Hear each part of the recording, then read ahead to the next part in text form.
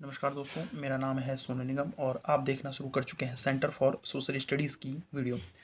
ये DU political science का जो पेपर है, क्लासिकल पॉलिटिकल फिलोसफी सेमेस्टर 5 का, उसकी यूनिट नंबर फर्स्ट के ऊपर वीडियो है, टेक्स्ट एंड इंटरप्रिटेशन। इससे पहले मैंने आपको पार्ट 1 और पार्ट 2 की वीडियो बना दी है। पार्ट 1 में मैंने आपको बताया था कि हमारे सामने जो टेक्स्ट का इंटरप्रिटेशन है उसमें अलग अलग अप्रोच यानी डिफरेंट अप्रोच की ज़रूरत क्यों पड़ती है। उसके बाद मैंने आपको बताया था कि कौन कौन से वो चैलेंजेस हैं जो इंटरप्रिटेशन में हमारे सामने आते हैं, इंटरप्रिटेट करते समय हमारे सामने चैलेंजेस आते हैं। इसके अलावा मैंने आपको फिर मार्क्सिज्म अप्रोच के बारे में बताया था पार्ट 1 में।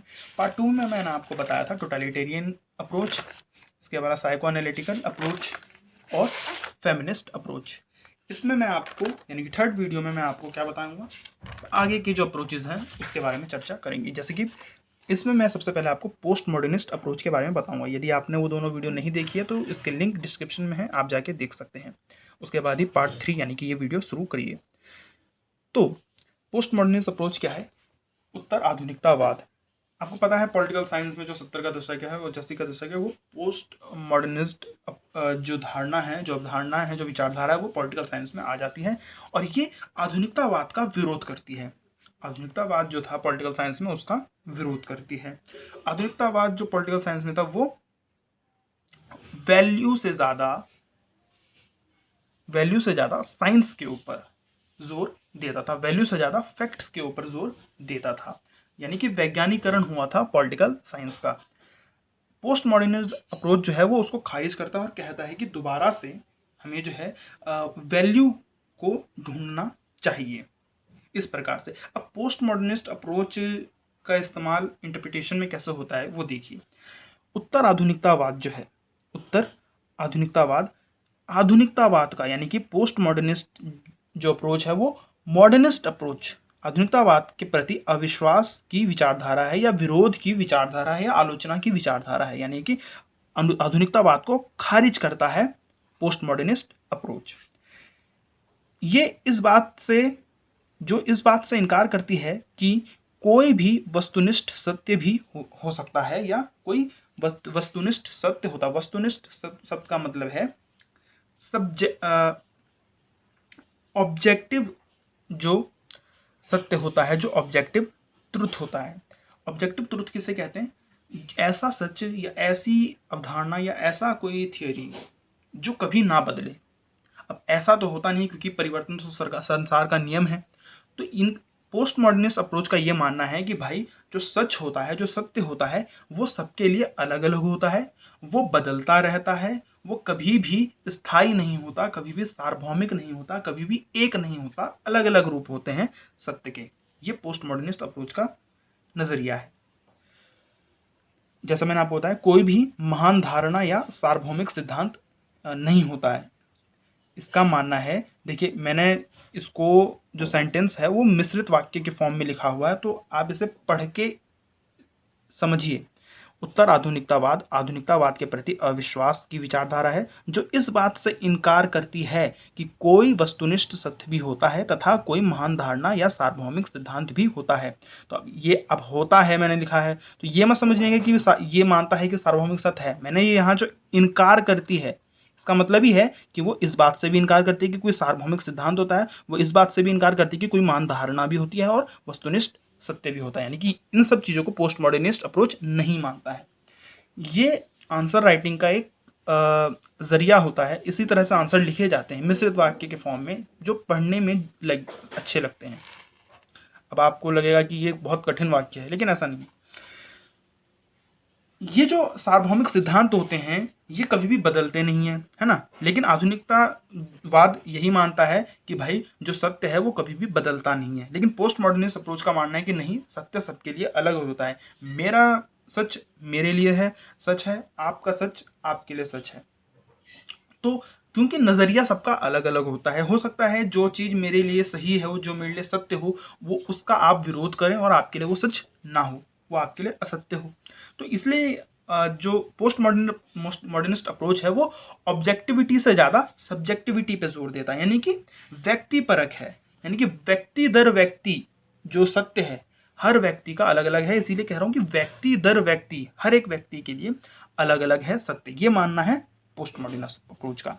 तो जो सार्वभौमिक सिद्धांत क्या होते हैं, सार्वभौमिक सिद्धांत का मतलब होता है जो समय काल परिस्थिति परिवेश से परे होकर हर समय सत्य रहेगा, लेकिन ऐसा नहीं है। पोस्ट मॉडर्निस्ट अप्रोच का है मानना है कि ऐसा नहीं है, सत्य व्यक्तिपरक है। यानी कि व्यक्तिपरक का मतलब होता है जो व्यक्ति दर व्यक्ति बदले, जो प्रत्येक व्यक्ति के अनुसार अलग अलग हो, इसलिए यह अनिश्चित। अब मैं आपको एग्जांपल देता हूं, जैसे कि एमसीक्यू होता है, एमसीक्यू ऑब्जेक्टिव टाइप क्वेश्चन है, एमसीक्यू का एक ही आंसर है ना, वो कभी बदल नहीं सकता।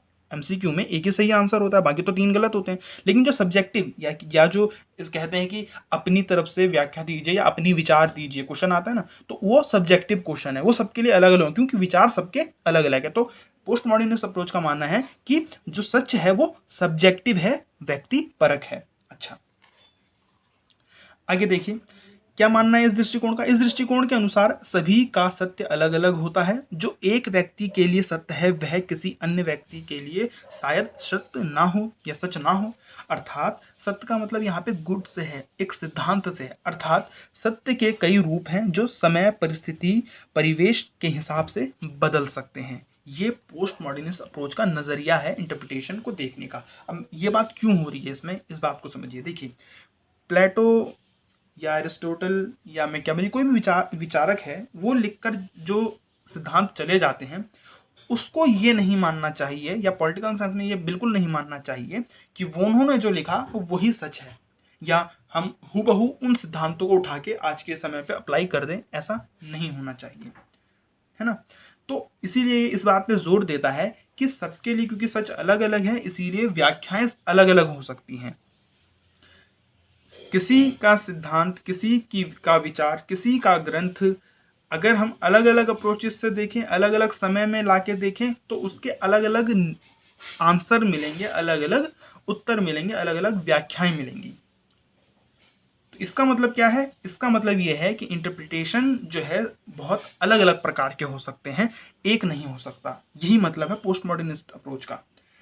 अब आप देखिए ये जो मैं कह रहा हूँ कि क्लासिक ग्रंथ में जो उत्तर आधुनिकतावाद का दृष्टिकोण है क्लासिक ग्रंथ की व्याख्या करने में, इसके अंदर भी 2 अवतार हैं, इसके 2 वर्जन हैं, 2 तरह की धाराएं हैं, या यूं कहो कि 2 तरह के विचार हैं।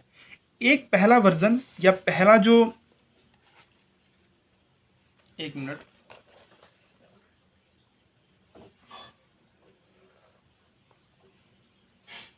यहां पे भी मैंने कुछ लिख रखा है, आप इसे देख लीजिए।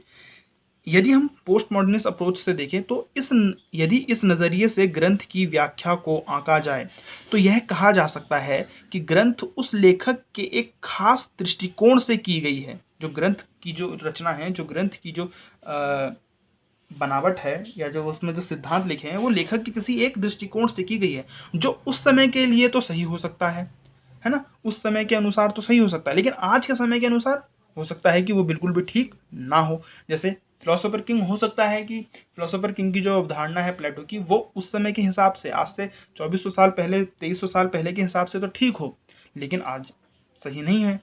हो सकता, या फिर मैकियावेली का जो प्रिंस है, जो निरंकुश शासक है, हो सकता है मैकियावेली के समय के लिए ठीक हो, उस समय की परिस्थितियों के हिसाब से ठीक हो, लेकिन आज वो निरंकुश शासक ठीक नहीं है, वो हिटलर बन जाएगा और दुनिया भर को परेशान करेगा, है ना। तो इसलिए हम कह रहे हैं कि अलग समय के हिसाब से अलग अलग अवधारणाएं हैं, अलग अलग सत्य है, अलग अलग थियरीज हैं। अब ये देखिए मैंने जो कहा कि पोस्ट मॉडर्निस्ट थियरी में भी 2 तरह की धारणाएं हैं। पहली जो धारणा है, या पहला जो प्रभा है, या पहली जो धारा है, पहला जो वर्जन है, इसके अंदर 2 वर्जन है, वो पहली वर्जन जो है वो फुकॉल्ट के दृष्टिकोण के अनुसार है। इनका क्या है, इनका मानना क्या है, इनका मानना ये है कि भाई ये जो पुराने, बहुत सिंपल है, बहुत ज़्यादा आसान है, बस सुनकर आप काम चला सकते हैं, ध्यान से सुनो, कि इनका मानना ये है, जो पहला वर्जन जिन्होंने दिया, पहली जो अवधारणा इन्होंने दी, इनका मानना ये है कि जो इन लेखकों ने अपने समय पे अलग अलग ग्रंथ लिखे या अलग अलग विचार दिए, अलग अलग सिद्धांत दिए, वो दरअसल क्यों लिखे थे इन्होंने, इसलिए लिखे थे क्योंकि वो उस समय जो मजबूत, जो वर्चस्वशाली, जो ताकतवर या जो शासक वर्ग था, वो असल में अपना राज जमाना चाहते थे उन गरीब लोगों पे जो उनकी प्रजा थी, या जो जिनके पास अधिकार नहीं थे, या जो स्लेव थे, है ना, उनके ऊपर अपना अधिकार, अपना प्रभुत्व हमेशा जमाए रखना चाहते थे। इन प्रभुत्वशाली लोगों ने इन विचारकों का इस्तेमाल किया और इनसे कहा कि भाई आप ऐसा ऐसा विचार लिखिए, ऐसे ऐसे सिद्धांत लिखिए जिससे कि ये हमारे अंडर में ही रहे हमेशा। जैसे कि एग्जाम्पल के लिए प्लेटो का जो फिलोसोफर किंग का सिद्धांत है, तो हो सकता है कि उस समय के जो शासक वर्ग हो, उस समय का जो प्रभुत्वशाली वर्ग हो, उसने प्लेटो को कहा हो, ऐसा मानना है इनका, मैं नहीं कह रहा, ऐसा मानना है कि हो सकता है कि इन्होंने प्लेटो को कहा कि भाई आप ऐसी सिद्धांत की रचना कीजिए जिससे हम हमेशा जो है शासन में बने रहे और हमारे नीचे ये जो प्रजा है हमेशा रहे। तो प्लेटो ने क्या किया, फिलोसोफर किंग की अवधारणा दे दी कि भाई जो सबसे बुद्धिमान होगा वही राजा बनेगा। तो अब बुद्धिमान कौन है, वही ताकतवर लोग, तो वही राजा बनेंगे और बाकी हमेशा प्रजा रहेंगे। तो इस सिद्धांत का, इस धारा का, पोस्ट मॉडर्निस्ट थ्योरी के अंदर जो पहली वर्जन है फुकॉल्ट का, उनका मानना यह है कि असल में इन लोगों ने क्या किया, विचारकों ने उस पूरे गड़बड़ झाले को, उस पूरे प्रोपेगेंडा को एक सामान्य प्रक्रिया बना दिया अपने लेख के द्वारा, अपने पुस्तक के द्वारा, जो ताकि जिससे लोगों को लगे कि हाँ भाई ऐसा ही होता है, ऐसा ही होता है कि फिलोसोफर किंग ही बनेगा, बुद्धिमान आदमी ही बनेगा, या विचारक ही बनेगा, या जो दार्शनिक है वही जो है राजा बनेगा, ऐसा ही होता है। तो लोगों ने ये मान लिया और हमेशा जो है दमित के अंदर या शोषण के अंदर रहते गए। यानी कि ये जो विचारक हैं ये मदद करते हैं वर्चस्वशाली लोगों को शासन में बने रहने के लिए अपने ग्रंथों के द्वारा, अपने सिद्धांतों के द्वारा। ये मानना है पहली धारा का। बहुत सिंपल है, मैंने कई बार अलग अलग तरह से समझाने की कोशिश की, मैं उम्मीद करता हूँ आपको समझ में आया होगा। अब देखिए मैंने लिखा क्या है। ये जो पहला वर्जन है फुकॉल्ट का, वो मानकीकरण के नजरिए पर आधारित। मानकीकरण का मतलब है सामान्यकरण, किसी चीज को सामान्य बना देना, किसी गड़बड़ झाले को, किसी बड़ी से बड़ी चीज को बड़ा सामान्य बना देना। जैसे कि अब आप इसको देखिए, एग्जाम्पल के तौर पे आप ले लीजिए कि जैसे कोरोना है, तो कोरोना में पहले लोगों को घर में रहना पड़ा, 12 दिन 15 दिन के लिए घर में रहना पड़ा और लॉकडाउन हुआ, बिल्कुल भी आप बाहर नहीं जा सकते, सुबह शाम 2-2 घंटे की दुकान खुलेगी, तो सबको बड़ा अजीब लगा, है ना। लेकिन जैसे जैसे समय चला, जैसे जैसे समय बीता, सबको ये नॉर्मल लगने लगा। अब मास्क पहनना अब आपको अनकंफर्टेबल नहीं लगेगा क्योंकि अब ये नॉर्मल हो गया, तो अब सबको वो नॉर्मल ही लग रहा है। तो ये नॉर्मलाइजेशन की एक प्रक्रिया होती है, नॉर्मलाइजेशन की एक प्रक्रिया होती है। तो ये जो इसका मतलब क्या है, देखिए कि इन सिद्धांतों ने, इन विचारकों ने नॉर्मलाइजेशन जो है किया है एक इंडिविजुअल का, एक व्यक्ति का, कि आप हमेशा दमित ही रहो, आप हमेशा दमन का शिकार रहो। मानकीकरण के नजरिए पर आता है जिसमें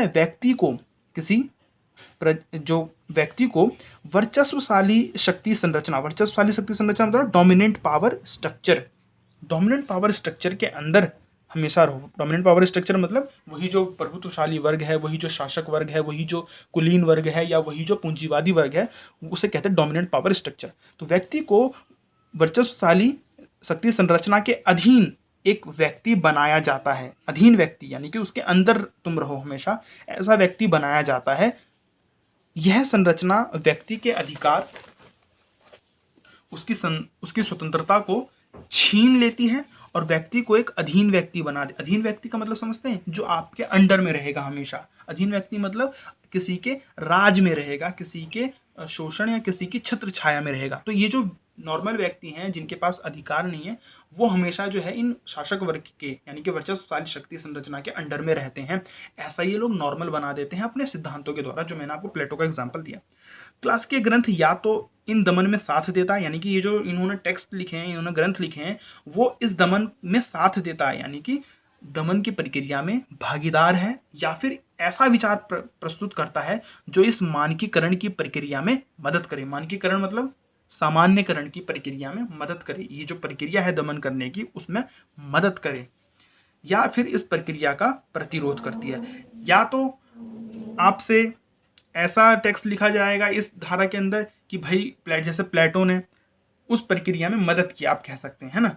या फिर ऐसा टेक्स्ट लिखा जाएगा कि इस प्रक्रिया, ये जो प्रक्रिया चल रही है उसका विरोध करेंगे, यानी कि एक तो अपोनेंट हो सकता है या उसका मददगार हो सकता है। तो दो तरह की विचारधारा इसके अंदर भी।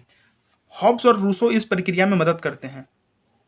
देखिए, ये जो मानकीकरण की प्रक्रिया है, दमन की प्रक्रिया है, उनके जो लेख हैं वो इस प्रक्रिया में मदद करते हैं, और शेड और जो नित्से हैं वो इस प्रक्रिया का विरोध करते हैं। ये एग्जाम्पल। दूसरा वर्जन क्या है? दूसरा वर्जन डरीडा के कॉन्सेप्शन, जो उनका जो इंटरप्रिटेशन या उनका जो कंस्ट्रक्शन का विखंडनवाद की जो नीति है, डरीडा का विखंडनवाद की नीति है, बहुत फेमस सिद्धांत है, आपको वैसे पढ़ने की ज़रूरत नहीं है, बस मैं इसमें थोड़ा सा आपको बता देता हूँ। डरीडा का जो दूसरा जो वर्जन है वो डरीडा के सिद्धांत के ऊपर है। डरीडा ने क्या सिद्धांत दिया कि भाई अगर आपको किसी टेक्स्ट को, किसी ग्रंथ को, किसी निबंध को, किसी दोहे को, किसी कहानी को जो 1000 साल पहले लिखी गई है उसको आज समझना है, तो सिर्फ अनुवाद से काम नहीं चलेगा, या सिर्फ जो है व्याख्या से काम नहीं चलेगा। क्यों नहीं चलेगा काम? क्योंकि भाई उसमें कुछ ऐसे शब्द हैं, कुछ ऐसी बातें लिखी हैं जो आप समझ ही नहीं सकते। अगर नॉर्मल अनुवाद आप करोगे तो आप समझ ही नहीं सकते। अच्छा, तो फिर भैया डरीडा ये बताओ, डरीडा कि कैसे करेंगे? तो लोगों ने पूछा डरीडा बताओ फिर कैसे करेंगे उनकी व्याख्या सही तरीके से, कैसे करेंगे उनका इंटरप्रिटेशन, कैसे करेंगे उसकी विवेचना? तो उन्होंने कहा कि भाई आप जो है विखंडनवाद की नीति को अपनाओ, विखंडनवाद की नीति या विखंडन की नीति या विखंडन के सिद्धांत को अपनाओ। यही विखंडन का सिद्धांत डरीडा ने दिया। क्या होता है विखंडन का सिद्धांत? ये कहते हैं कि किसी भी चीज को अगर आप तोड़ तोड़ के समझोगे, किसी एक लाइन को तोड़ तोड़ के समझोगे, उस शब्द को खंड खंड करके समझोगे, तब जाके आप उसका सही अर्थ निकाल सकते हैं। एग्जाम्पल के लिए ये कि अगर आपसे अगर किसी ने ये लिखा है, ये कहते हैं कि भाई पुराने सिद्धांत के अंदर ये लिखा हुआ है कि, जैसे कि आप ये समझिए कि मैं ये कहता हूँ, मान लीजिए मैं एक लाइन कहता हूँ कि मैं बहुत ईमानदार हूँ, मैं एक ईमानदार आदमी हूँ। तो इसका एक मतलब तो ये है कि भाई मैं अपने आप को ईमानदार बता रहा हूँ, है ना। एक इसका दूसरा अर्थ ये है कि मैं आपकी तरफ इशारा कर रहा हूँ या बाकी लोगों को कह रहा हूँ कि बाकी लोग ईमानदार नहीं है ना। लेकिन मैंने ये बात कहीं नहीं कही कि बाकी लोग ईमानदार नहीं है। मैंने क्या कहा? मैंने कहा कि मैं ईमानदार हूँ। लेकिन जब मैं कहता हूँ कि मैं एक ईमानदार आदमी हूँ, तो इसका मतलब ये हो जाता है ऑटोमेटिकली, इसमें एक अर्थ ये भी निकलता है कि बाकी लोग ईमानदार नहीं हैं। ये डरीडा का कहना है कि ऐसे भी बहुत सारे अर्थ होते हैं जो बोले नहीं जाते। जैसे कि वो क्या कहते हैं? वो कहते हैं कि कोई चुप रह जाना, कोई किसी बात के ऊपर, किसी सवाल के ऊपर चुप रह जाना कभी कभी ज्यादा अर्थवान होता है बाकायदा के कोई जवाब दे। जैसे कि आपने वो सुना ही होगा कि किस तरह से जो है आंसर आप दे, कोई आपसे सवाल पूछता है और आप मुस्कुरा के बस हंस देते हैं, है ना। तो कई बार ऐसा होता है कि उसी में जवाब होता है हाँ या ना का। हालांकि हाँ या ना बोला नहीं जाता, लेकिन हंस के भी जवाब दिया जा सकता है। ये डरीडा का कहना है। तो कहते हैं कि कभी कभी उस अर्थ को, जिस अर्थ को समझाना चाहते हैं, वो शब्दों में नहीं होता, वो आपको अलग तरीके से समझना पड़ेगा। उसके लिए आपको विखंडन की नीति अपनानी पड़ेगी। या आपने कहीं लिखा हुआ है कि किसी काम को जल्दी कर दो, तो यहाँ पे जो जल्दी शब्द है उसका मतलब क्या है? कितना जल्दी कर दो? क्या 5 मिनट में कर दो, या किसी काम को 1 महीने के अंदर, या फिल्म को जल्दी बना लो। जैसे हम कहेंगे फिल्म जल्दी बना लो, तो कितनी जल्दी बना लो? 1 साल के अंदर बना लो या 45 दिन के अंदर बना लो। तो यहाँ पे जो जल्दी शब्द का जो अर्थ है वो आप पता नहीं लगा सकते जब तक कि उसके साथ कोई और चीज ना जुड़ी हो, तो कोई और रेफरेंस ना हो कि भाई जल्दी कर लो, 1 महीने के अंदर अंदर कर लो इस फिल्म को। समझ रहे हैं आप? तो यहाँ पे इसने कहना है कि डरीडा ये कहते हैं कि विखंडनवाद की, डिस्क कंस्ट्रक्शन की जो नीति है, विखंडनवाद की जो नीति है, उसका इस्तेमाल आपको करना पड़ेगा, तब जाके आप सही व्याख्या कर पाएंगे। तो ये विखंडनवाद की नीति को, विखंडन के सिद्धांत को अपनाते हैं पोस्ट मॉडर्निस्ट अप्रोच के अंदर ही। ठीक है। डरीडा इस बात के ऊपर जोर देते हैं कि किसी भी भाषा में लिखे गए ग्रंथ का अर्थ उस भाषा से जुड़ी संस्कृति के संदर्भ में ही सही होता है।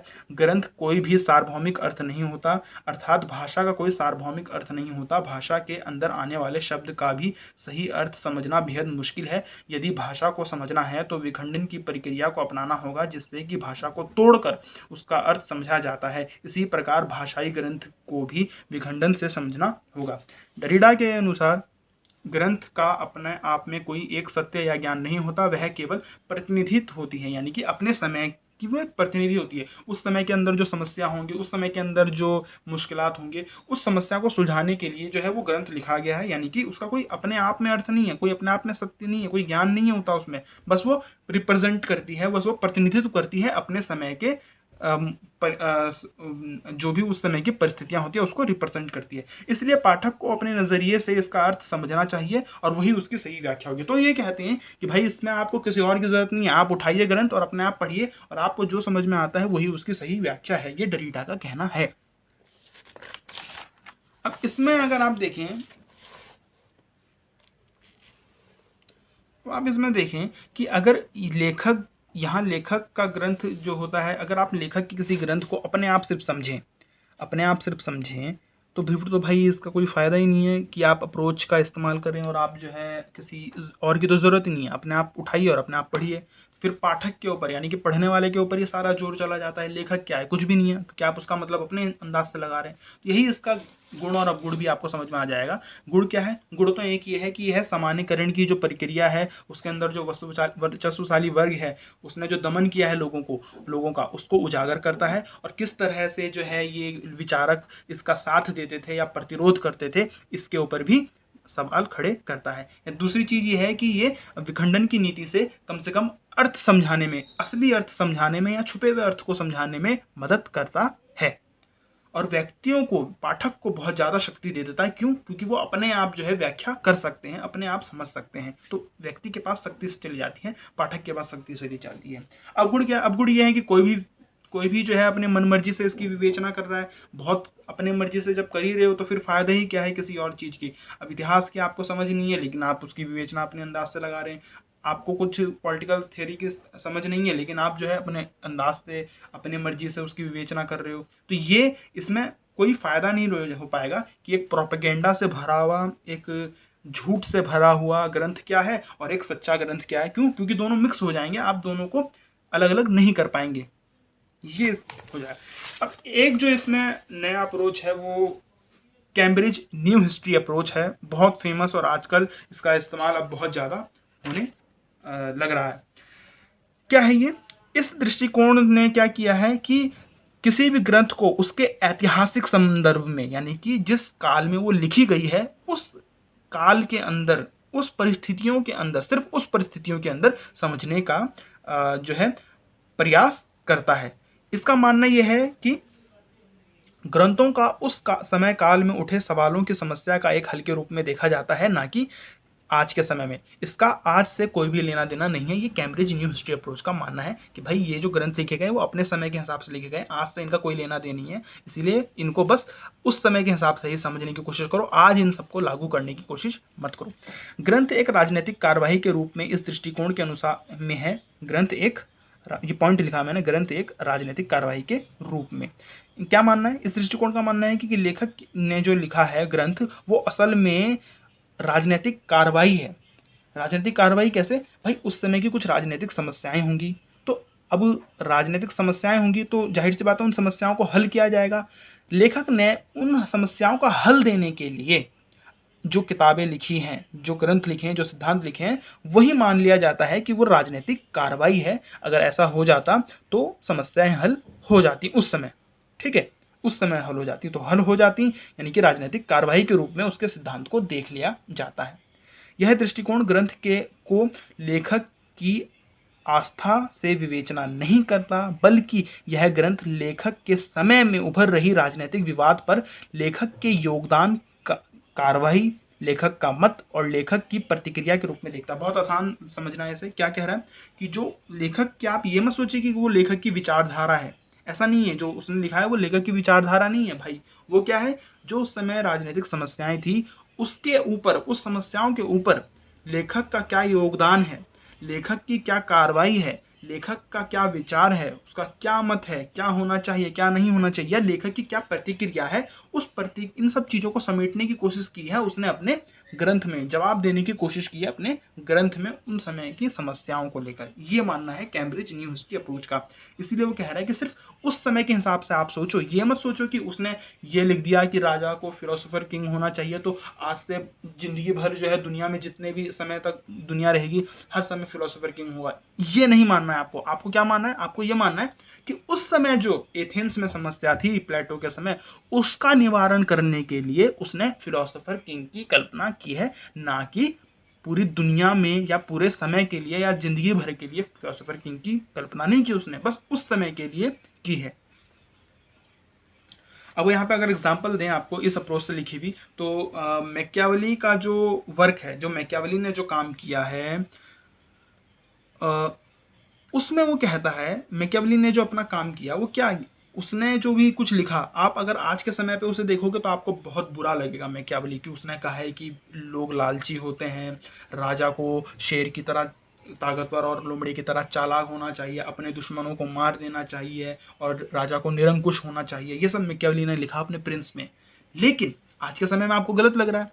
अगर लेकिन आप उसे न्यू हिस्ट्री अप्रोच या कैम्ब्रिज न्यू हिस्ट्री अप्रोच के द्वारा समझें और उस परिस्थिति के हिसाब से, उस ऐतिहासिक परिस्थिति के हिसाब से सोचें जो मैकियावेली के समय में थी, यानी कि जो वो इटली का था। उस समय क्या था, मैकियावेली के समय में इटली अलग अलग भागों में बटा हुआ था, है ना। तो उस अलग अलग भाग में बटे होने के वाले इटली को वो एक करना चाहता था, वो इटली का एकीकरण करना चाहता था, इटली को ताकतवर बनाना चाहता था और इटली की रक्षा करना चाहता था, इटली को सबसे बड़ा साम्राज्य बनाना चाहता था।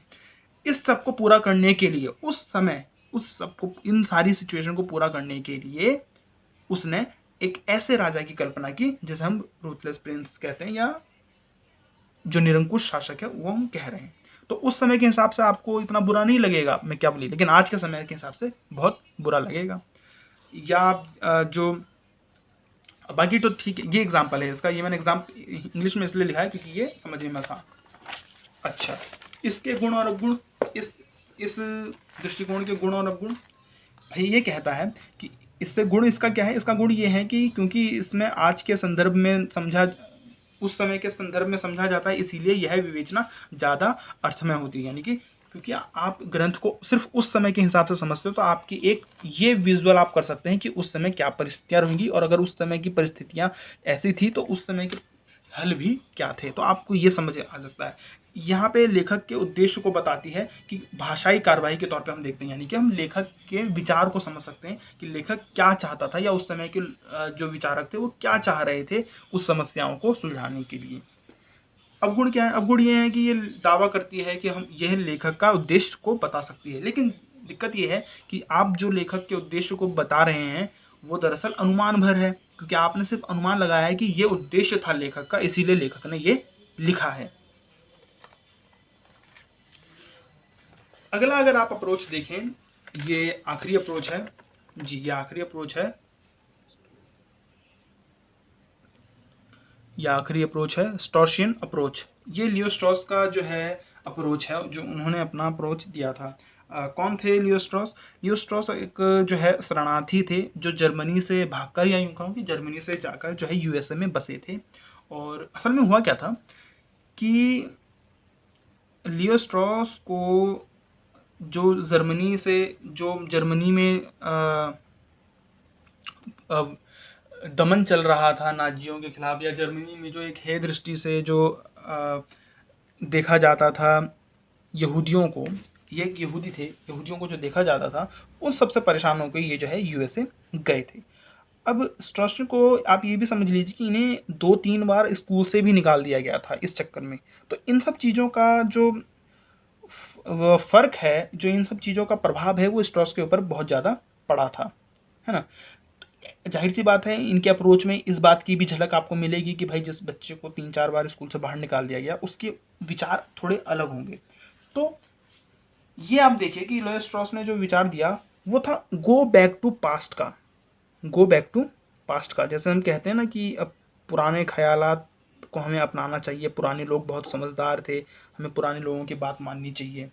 तो यही वही कहता है कि गो बैक टू पास्ट, भूतकाल की तरफ जाओ, यानी कि पुराने जो विचार लिखे हुए हैं, जो जिसमें आदर्श था, जिसमें मूल्य था, जिसमें एक मौलिकता थी, एक नैतिकता थी, उन विचारों की तरफ जाओ तो हम जो है सही प्रकार से ग्रंथों को हमें समझना चाहिए। यानी कि ग्रंथों के अंदर ये क्या खोजने की कोशिश करते हैं, ये ग्रंथों के अंदर मौलिकता को खोजने की कोशिश करते हैं, आदर्शवाद को खोजने की कोशिश करते हैं और मूल्य को खोजने की कोशिश करते हैं। क्या है ये? भूतकाल की ओर जाने पर ये जोर देते हैं, कहते हैं कि यह दृष्टिकोण इस बात पर जोर देता है कि प्लेटो, अरिस्टो और प्राचीन ग्रीक या रोमन गणराज्य के जो बहुत सारे अन्य विचारक थे, उनके ग्रंथ में राजनीति के बारे में संपूर्ण सत्य छिपा है। यानी कि ये बिल्कुल अलग है, आप कह सकते हैं, पोस्ट मॉडर्निस्ट से। इस पोस्ट मॉडर्निस्ट क्या कहता है कि कुछ भी सत्य नहीं है, ये कहता है कि भाई इन लोगों के विचार में, इन लोगों के ग्रंथ में हमें हर चीज का जवाब मिलेगा, हमें हर चीज का जवाब मिलेगा, क्योंकि उसमें हर चीज का जवाब लिखा हुआ है। तो हमें उन विचारों की तरफ, उन ग्रंथों की तरफ वापस जाना चाहिए और हमारे आज की जो समस्या है उसका हल वहीं मिलेगा, हमें वहां पे हमें मिल जाएगा। तो वो कहता है कि उन ग्रंथों के अंदर सार्वभौमिक सत्य लिखा हुआ है, यानी कि ऐसा सत्य लिखा है जो कभी बदलेगा नहीं, जो शाश्वत है, जो कभी नहीं बदल सकता, ऐसा सत्य लिखा है और हमें उसी को खोजना है। कहाँ? ग्रंथों में। कहते हैं कि इनके अंदर राजनीति के बारे में संपूर्ण सत्य छिपा है, जो सार्वभौमिक है, जो शाश्वत है और कभी भी नहीं बदलने वाला। वह आदर्श है और मूल्य पर आधारित है, जो मूल्य पर आधारित राजनीतिक जीवन की स्थापित करने में मदद करता है। जैसे प्लेटो है, तो प्लेटो के ने क्या किया है? प्लेटो को ने भले ही फिलोसोफर किंग की बात की हो, लेकिन भाई वो नैतिकता के आधार पे, मौलिकता के आधार पर एक ऐसे इस सोसाइटी की स्थापना करना चाहता है जिसका एम होगा एक गुड लाइफ जीना, यानी कि एक अच्छा जीवन जीना। तो वो कहता है कि ये तो अच्छी बात है, हम इतनी मेहनत क्यों कर रहे हैं एक अच्छा जीवन जीने के लिए, और अगर अच्छा जीवन जीना है तो फिर प्लेटो को मानो, प्लेटो ने जो सिद्धांत दिया है। दृष्टिकोण का मानना है कि प्राचीन विचारक के दर्शन में गुड लाइफ, अच्छे यानी कि अच्छे जीवन को किस प्रकार राजनीति के द्वारा लाया जा सकता है, राजनीति की मदद से हम किस प्रकार अच्छे जीवन को स्थापित कर सकते हैं, वो लिखा हुआ है, जो समय काल से इतर है। यानी कि भाई ये तो हर किसी की जरूरत है, आज भी जरूरत है, कल की भी जरूरत है, आज से 1000 साल पहले भी इसकी जरूरत थी अच्छे जीवन की।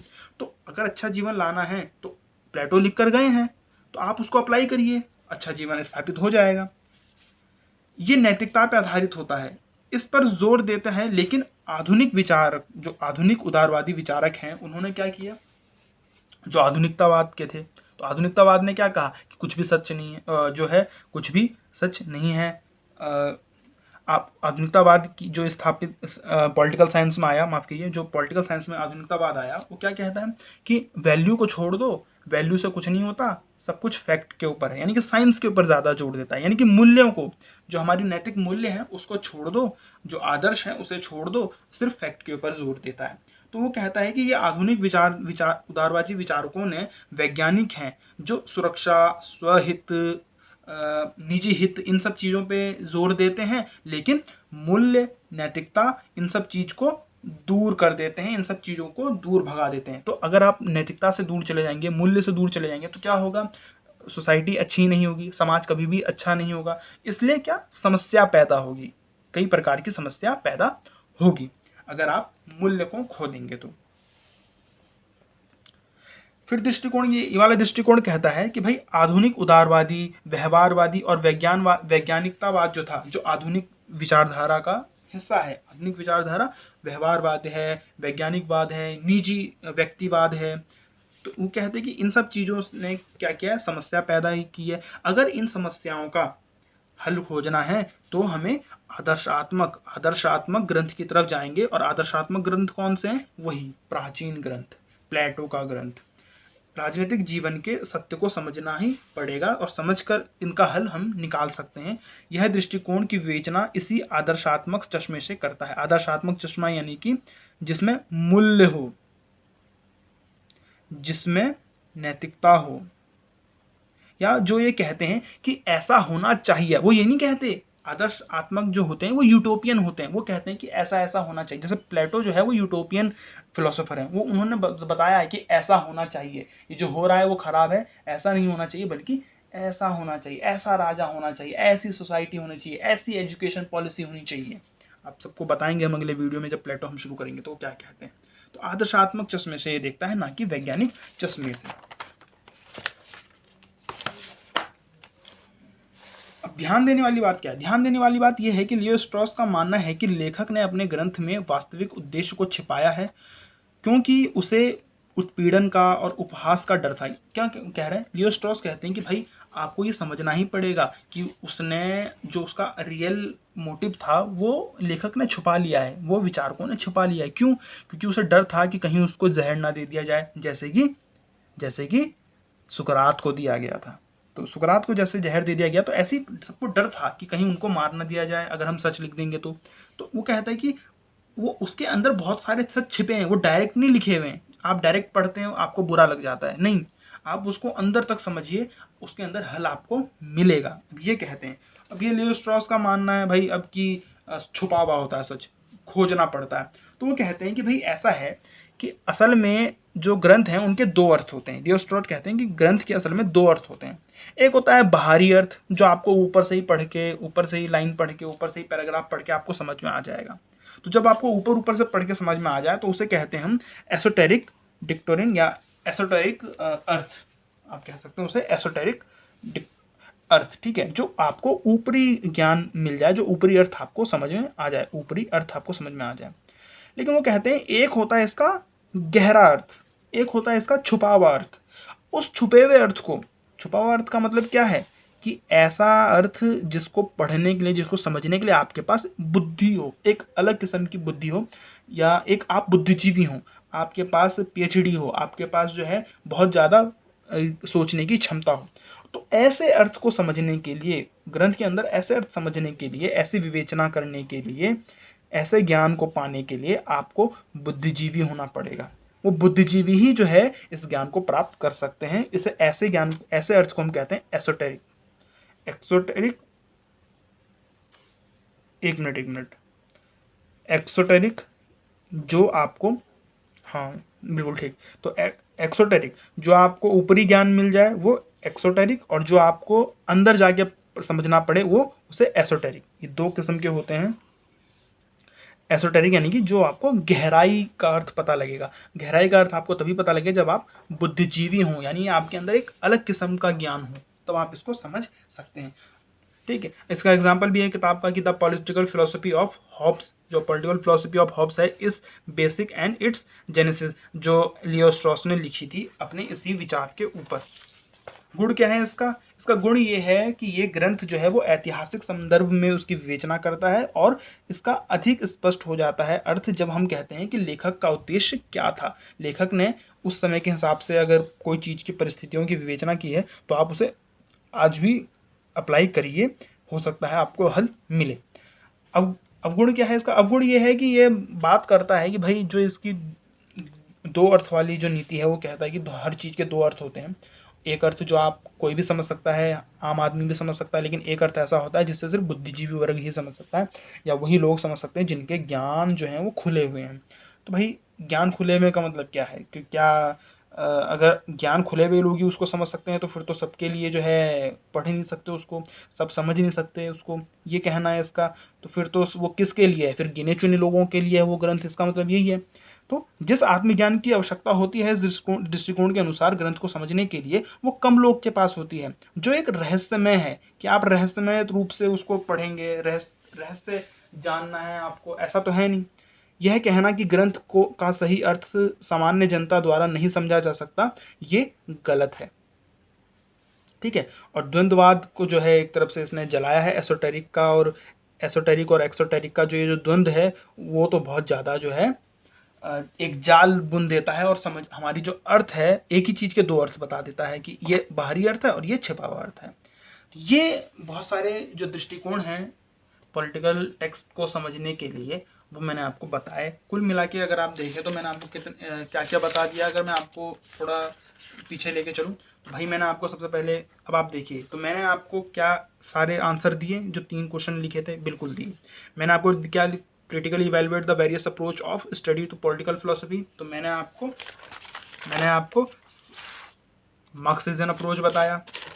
मैंने आपको टोटलिटेरियन 2, मैंने आपको साइको एनालिटिक 3, मैंने आपको फेमिनिस्ट अप्रोच 4, मैंने आपको पोस्ट मॉडर्निस्ट अप्रोच 5, मैंने आपको कैम्ब्रिज न्यू एनालिटिकल अप्रोच 6 और स्ट्रैटेजिस्ट अप्रोच यानी कि 7। तो मैंने 7 अप्रोचेज आपको बता दिए। आप आराम से आंसर लिख सकते हैं 20 पेज का भी। हालांकि 20 पेज का लिखने की ज़रूरत नहीं है, 6 से 7 पेज में बहुत काफ़ी होता है। तो सबका आप बस इंट्रो भी लिख देंगे, बस अपने हिसाब से व्याख्या कर देंगे तो भी हो जाएगा। तो पहला का मैंने आपको आंसर दिया, discuss the challenges of interpreting a text according to Terence Ball. तो टेरेंस बॉल के अनुसार जो उसने बताया कि भाई ये चैलेंजेस हमारे सामने इंटरप्रेट करने के, वो कौन से हैं। तो भाई मैंने आपको पहले ही वीडियो में बता दिया था, आप उसकी वीडियो लिंक देख सकते हैं। तो challenges in interpreting classical text and treatise, तो मैंने आपको बताया था कि 4 चैलेंजेस है, language, passage of time, different context और multiple existing interpretation. Critical analysis different school of interpretation of text as proposed by Terence Ball. तो टेरेंस बॉल ने जो अलग अलग स्कूल ऑफ इंटरप्रिटेशन का मतलब, स्कूल का मतलब यहाँ पे अप्रोच से है भाई, स्कूल का मतलब यहाँ पे अप्रोचेस से है। तो अप्रोचेस, जो अलग अलग अप्रोचेस दिए हैं टेरेंस बॉल ने, उसका क्रिटिकली एनालिसिस करें। तो क्रिटिकली एनालिसिस का मतलब ये है कि आप उस अप्रोच के अंदर क्या लिखा हुआ है वो भी बताएंगे और फिर उसके गुण और अवगुण बताएंगे। तो मैंने आपको जितने भी अप्रोचेस बताए हैं सबके अंदर मैंने आपको गुण अवगुण दिए, गुण अवगुण, हर किसी में मैंने आपको गुण और अवगुण के बारे में बताया। तो ये आपका कंप्लीट हो जाता है पहला यूनिट। 3 वीडियो है, 40-40 मिनट की तीनों वीडियो, यानी कि लगभग 2 घंटे की वीडियोस आपके सामने रहेंगी। मैं उम्मीद करता हूँ कि आपको समझ में आया होगा। वीडियो को लाइक करें और अन्य छात्रों तक भी पहुँचाएँ, हिंदी माध्यम के अन्य छात्र तक भी पहुँचाएँ। और मैं आपसे ये बात भी ज़रूर कहूँगा कि ये जो वीडियोज़ हैं ये केवल आपके मदद के लिए हैं, केवल आपके लिए हेल्प वीडियोज़ हैं। असल ज्ञान आपको तभी प्राप्त होगा जब आप रीडिंग से पढ़ेंगे, जब आप किताबों से पढ़ेंगे, जब आप लेक्चर्स लेंगे। ये सिर्फ आपके लिए नोट्स बनाने के लिए हैं। आंसर आप इससे लिख सकते हैं, आपके अच्छे नंबर आ जाएंगे इन आंसर्स को लिखकर, क्योंकि ये मैंने इंग्लिश मीडियम की जो रीडिंग्स होती हैं उससे ये नोट्स बनाए हैं। मैं उम्मीद करता हूँ आप इसे लाइक करेंगे और अन्य छात्रों तक भी शेयर करें और चैनल को सब्सक्राइब करें। धन्यवाद।